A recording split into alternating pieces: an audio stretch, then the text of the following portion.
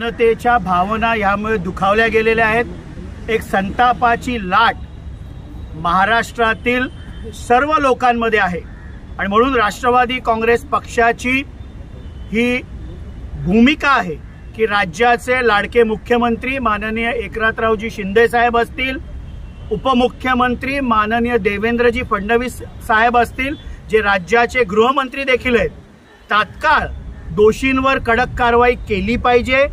तो शिल्पकार असेल, कन्सल्टंट असतील, सर्व संबंधित सरकारी अधिकारी असतील, यांच्यावर कठोर शासन हे महाराष्ट्र राज्याने केलं पाहिजे।